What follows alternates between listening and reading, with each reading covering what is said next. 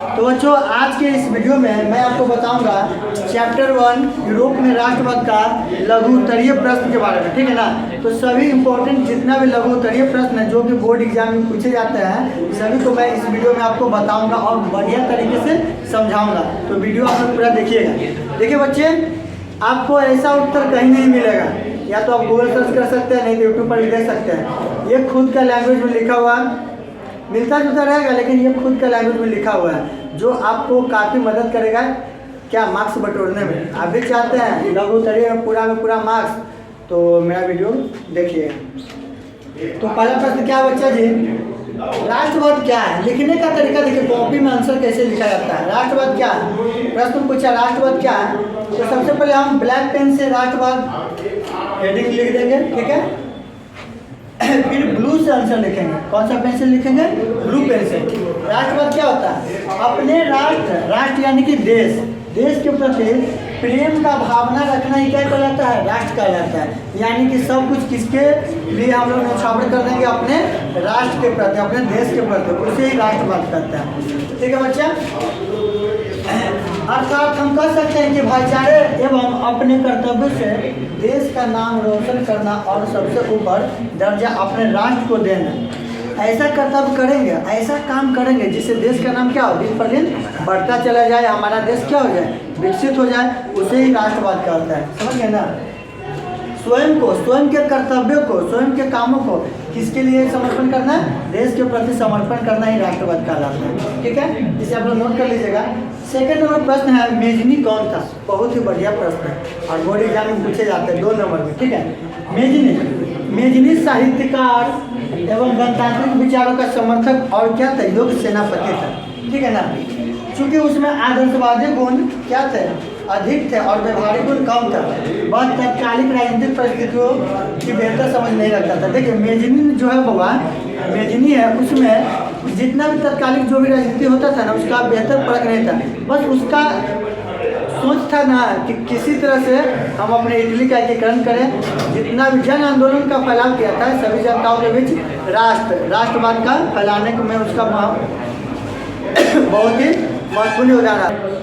चलिए अब इधर थोड़ा सा ध्यान दीजिएगा। देखिए पॉइंट पर पॉइंट लिखिएगा ना तो आपको मार्क्स अच्छा मिलेगा। एग्जामिनर को कॉपी जब देखने में मज़ा आएगा तभी ना आपको नंबर देगा जी। सुंदर हैंडराइटिंग में ब्लैक ब्लू का कॉम्बिनेशन होना चाहिए और बढ़िया से पॉइंट बाय पॉइंट करके जवाब दीजिएगा तो आपको पूरा नंबर मिलेगा। बात को समझ लीजिए, वो बता रहे हैं आपके भले के लिए। 2 नंबर मिलेगा तो आपका ही ना फायदा है। देखिए उसका जन्म 1807 में हुआ था। मेजनी का जन्म 1807 में हुआ था। उसने इटली के एकीकरण करने के लिए सोचा था। अपनी पराजय के बाद भी वो कभी हार नहीं माना था। इटली के एकीकरण के लिए सोचा ना तो जितने भी राजा थे वहाँ के इटली में सब इसको काट के वहाँ से भगा दिया। लेकिन भागने और हारने के बाद भी वो हार नहीं माना था। फलतः जाकर वो एक संस्था को ज्वाइन कर लिया था, सीक्रेट सोसाइटी, गुप्त संस्था था कार्बोनरी को ज्वाइन किया। ज्वाइन करने के बाद 1830 में उन्होंने जन आंदोलन कर दिया था। कौन? मेजनी ने। और जन आंदोलन किया, साथ ही अपना सोसाइटी बनाया, गुप्त संस्था बनाया। 1831 में यंग इटली और 1834 में यंग यूरोप का स्थापना किया। दोनों संस्था का मेन मकसद था यूरोप के जितने भी अन्य कंट्री है ना सभी जगह सभी लोगों के बीच में राष्ट्रवाद की भावना का उदय करना। मेजनी ने यूरोप में चल रहे राष्ट्रवादी आंदोलन को क्या किया था? प्रोत्साहित किया था। बस इतना ही लिखिएगा, इतना लिखिएगा 2 नंबर मिल जाएगा। समझ आया ना भोला जी? ठीक है। तो बच्चों गौर से देखिएगा। तीसरा प्रश्न क्या है? प्रश्न है जर्मनी के एकीकरण की बाधाएं क्या है? जर्मनी के एकीकरण की बाधाएं क्या है? तो देखिए जर्मनी के एकीकरण की मुख्य बाधाएं निम्नलिखित था। कौन कौन था? गौर कीजिएगा। पहला, यह 300 छोटे बड़े राज्यों में बटा हुआ था। जो जर्मनी देश था बच्चों वो क्या था? 300 छोटे बड़े राज्यों में बटा हुआ था। पहला कारण तो ये हो गया। दूसरा कारण है ऑस्ट्रिया का हस्तक्षेप था। ऑस्ट्रिया के वजह से जर्मनी का एकीकरण होने में काफ़ी समय लगा था। हालांकि 1871 में उसका एकीकरण हो गया था। तीसरा कारण क्या था? तीसरा बाधा क्या था जर्मनी के एकीकरण में? ध्यान दीजिएगा। लोगों में राष्ट्रवाद की भावना का अभाव। वहाँ के जो लोग थे उनके बीच राष्ट्रवाद मतलब देश प्रेम की भावना का क्या था? कमी था। इसलिए जर्मनी का एकीकरण नहीं हो पा रहा था। चौथा कारण क्या है बाधा?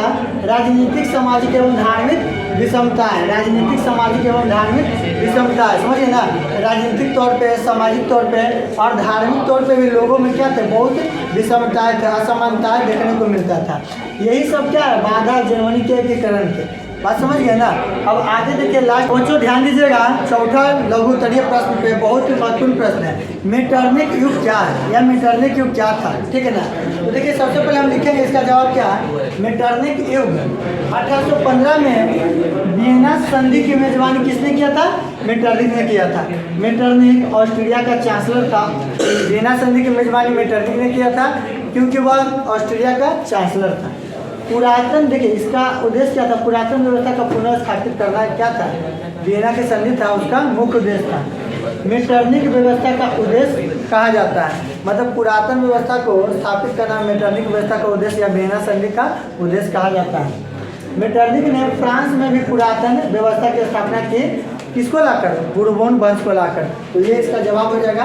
अगर लघुत्तरीय में पूछेगा तो आप लोग इसका जवाब लिख दीजिएगा। और भी ज़्यादा इसका आंसर आपको चाहिए तो नोट्स मेरा पढ़ लीजिएगा, नोट्स में काफ़ी बेहतर तरीके से बताया गया है।